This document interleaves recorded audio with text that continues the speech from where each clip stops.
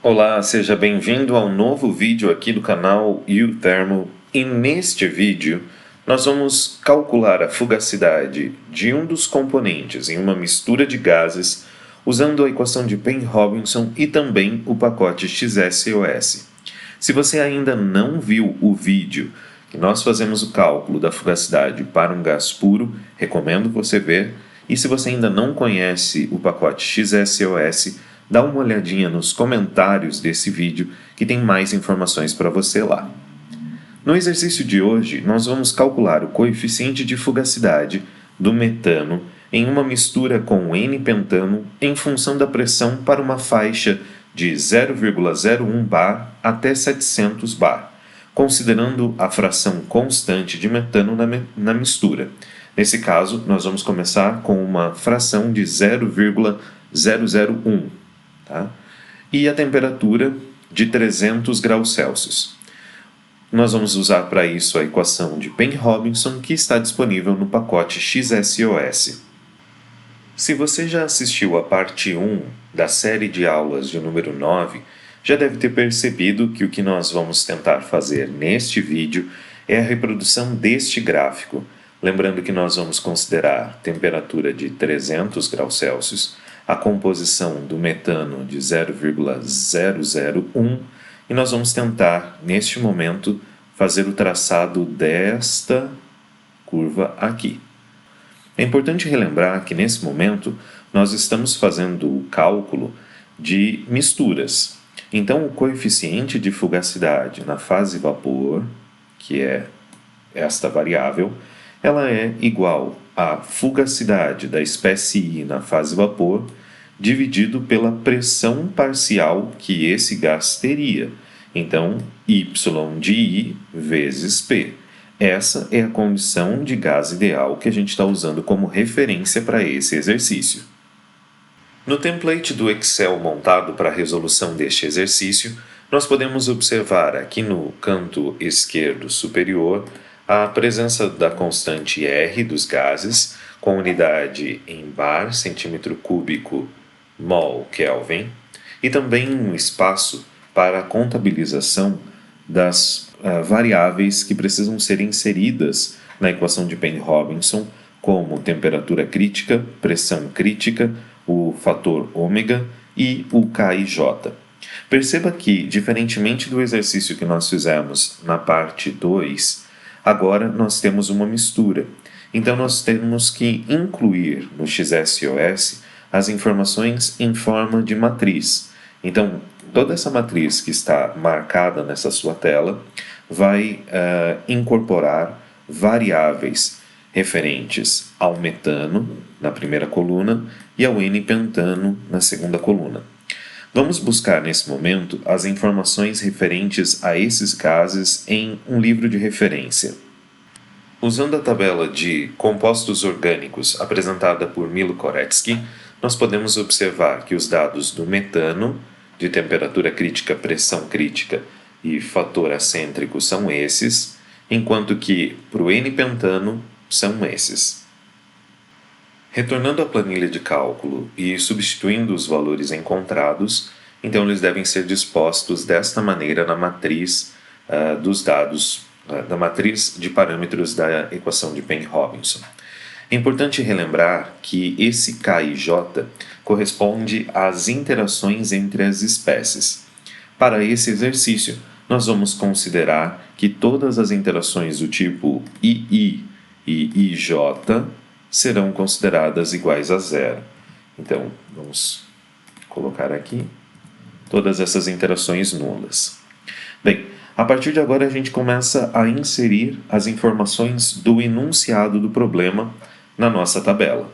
Então, as pressões, elas serão colocadas de 0,001 até 700 bar.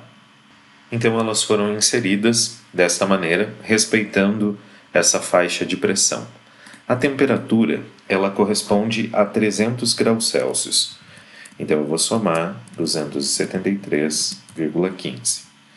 E aqui, como todas a faixa de pressão nós devemos fazer em uma mesma condição de temperatura, Então eu vou igualar a célula de baixo com a de cima e arrastar esta informação até a pressão de 700 bar.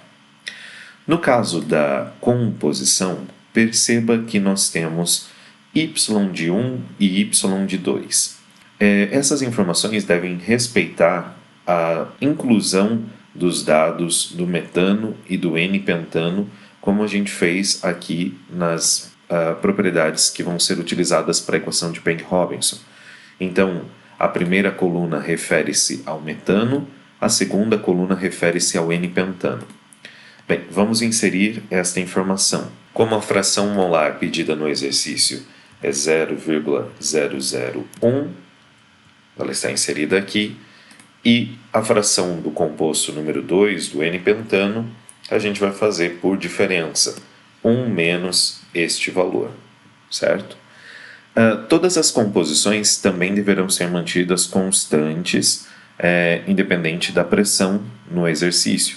Então, nós vamos, neste momento, igualar as células de baixo com as de cima, aqui, e vamos arrastá-las até o final da pressão de 700 bar. Ok. Agora, nós vamos calcular o volume molar desta mistura. Para fazermos isso usando a equação de Peng-Robinson, nós devemos chamar a seguinte função: Peng-Robinson, PR, volume, e perceba que aqui nós poderíamos calcular o VL, de volume molar da fase líquida, Vmin, que eu já explico o que é, e o VV, que é o volume molar da fase vapor. Como nós não sabemos qual é a fase predominante nessa condição, nós vamos utilizar a função PRVmin da função da energia de Gibbs. Então, vou dar um duplo clique aqui e ela vai automaticamente utilizar a fase que dê a menor energia de Gibbs, ok? Bem, se eu clicar aqui na função, nessa f de x, eu recebo como resposta uma tela onde eu possa incluir os parâmetros da equação. Então vamos inserir aqui a constante dos gases, não esqueça de pressionar F4 para mantê-la fixa. Temperatura é a temperatura do problema, 573,15, sem fixar a célula. Pressão, aqui, também sem fixar. Composição, então a composição refere-se a essa encontrada nas duas células da coluna D e da coluna E. Perceba que eu marquei as duas células e não vou fixá-las com o F4. E os parâmetros. Atenção também nessa conta, porque os parâmetros eles devem ser, todos esses aqui, sendo fixados com o F4. Tá? Bem, uma vez que eu coloquei essa informação, basta clicar em OK e eu tenho o volume molar desta mistura. Se eu arrastar até o último valor, eu tenho como que o volume molar varia em função da pressão. Você pode ver que quanto maior a pressão, menor é o volume molar, certo? Agora, nós vamos calcular para essas duas substâncias o Ln de Φ do metano e do N-pentano. Para isso, eu vou marcar as duas células e vou inserir a seguinte função: Peng-Robinson, Ln de Φ min, certo? Essa função vai calcular o Ln do coeficiente de fugacidade na condição da fase que der menor energia de Gibbs. Por isso, eu abro e fecho os parênteses e clico na f de x. E aí eu vou inserir novamente os parâmetros como R, não esquecendo de pressionar o F4 para aparecer o cifrão C, cifrão 4 e fixar aquela célula. Também vou inserir a temperatura, perceba que é a temperatura de 573, pressão 0,001, composição, marco as duas células, e parâmetros. não esquecendo de fixá-los com o F4. Depois que eu tenho todas essas informações, basta clicar em OK. Aqui uma ressalva. Se você está usando a versão 2016 ou superior do Excel, você pode perceber que esses dois resultados apareceram automaticamente. Se você está usando uma versão inferior à do Excel 2016, para que você faça aparecer essas duas contas, é importante você marcar com o cursor aqui a função. Então você vem, deixa o seu cursor aqui e pressiona no teclado as teclas Ctrl, Shift e Enter. Essa função libera o cálculo matricial e aí você vai ter o resultado dessas duas informações, o coeficiente de fugacidade da espécie 1 e o coeficiente de fugacidade da espécie 2. Bem, prosseguindo com os cálculos, agora eu posso arrastá-los até a condição final de 700 bar. E aqui nós já temos a informação necessária. Então veja que a gente está utilizando o cálculo do coeficiente de fugacidade. Então nesse momento eu posso, a partir da informação obtida na primeira coluna, na coluna do LN de FID1, determinar qual é o coeficiente de fugacidade. Lembre-se, a equação de Payne-Robinson, disposta no XSOS, retorna para a gente ln de φ. Então, para obter o φ, basta fazer a função inversa. Então, o ESP deste valor, ok? E aí eu tenho o coeficiente de fugacidade, nesse caso, indo de 1 até 700 bar. E aí você já pode perceber que o gráfico aqui do lado, que representa o coeficiente de fugacidade do metano em função da pressão, já é apresentado. Então, a partir desse gráfico, nós podemos perceber que o coeficiente ele varia muito rápido, chegando a um valor muito próximo de 1,7 numa pressão de 100 bar, mostrando que esse valor positivo identifica interações do tipo de repulsão nessa mistura, né? E a partir desse momento ele decresce, mantendo-se ainda muito diferente de 1.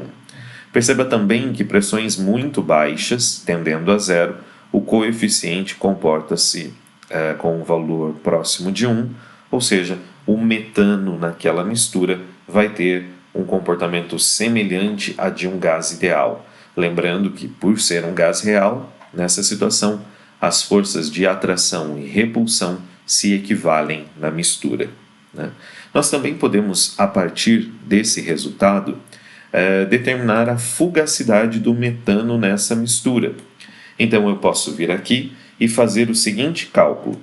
Para determinar a fugacidade, então eu tenho que fazer uma multiplicação de coeficiente de fugacidade vezes a fração molar do metano nessa mistura vezes a pressão do sistema, como foi apresentado na equação agora há pouco. Fazendo isso para toda a faixa de pressão, nós temos um segundo gráfico que é apresentado para você aqui. Esse gráfico identifica qual é a fugacidade do metano na mistura. Lembrando que fugacidade tem unidade de bar, e esse é o comportamento em relação à pressão, né? Um detalhe legal que nós podemos fazer aqui, nós podemos traçar também uma linha referente à pressão parcial do metano nessa mistura. Isso daria a nossa referência de gás ideal, e aí a gente consegue perceber em que condições que esse metano vai divergir do comportamento de gás ideal. Para fazer isso, eu tenho essa última coluna e ela é basicamente a multiplicação da fração molar do metano vezes a pressão do sistema. Veja que agora nesse gráfico vai surgir uma linha auxiliar, e essa linha auxiliar seria o comportamento de gás ideal desse metano na mistura, né? Você pode perceber que pressões muito baixas a linha vermelha e a linha auxiliar, elas se equivalem. Ou seja, nessa condição aqui, o metano ainda se comporta como gás ideal. Mas à medida que a pressão aumenta, você pode ver que a fugacidade varia da condição de idealidade, né? Então, neste momento, eu tenho uma fugacidade do metano maior do que a pressão parcial que ele exerceria na condição de gás ideal. O que isso identifica é a presença de forças de repulsão no sistema. E o mais legal é que, uma vez posta esta planilha, você pode brincar com novos valores aqui para a composição do metano. Então a gente colocou inicialmente a composição de 0,001. Se eu substituir este valor por 0,1, veja o que acontece no gráfico. Ele já muda, né? E eu poderia fazer isso para a faixa completa de composição do metano, ir aumentando ela frente a diferentes valores. Então, passar para 30% de metano na minha mistura, 50% de metano, 70% de metano, 90% de metano, e aí colocar uma composição bastante rica em metano e pobre em N-pentano. Então você pode perceber que esses gráficos que foram formados, eles são muito semelhantes àqueles apresentados na parte 1 da aula número 9. E é assim que você consegue determinar a fugacidade e o coeficiente de fugacidade de uma das espécies usando a equação de estado de Penn-Robinson. Espero que você tenha gostado da explicação desse vídeo. Se você ficou com alguma dúvida na elaboração dessa planilha ou na utilização do XSOS, por favor, deixe aqui nos comentários que nós teremos o prazer de responder a você. Se você curtiu este vídeo, deixe o seu joinha, nós agradecemos muitíssimo. Se você gostar, compartilha com seus colegas de classe para que a gente possa divulgar ainda mais o canal e o termo. Muito obrigado pela sua audiência e até uma próxima oportunidade.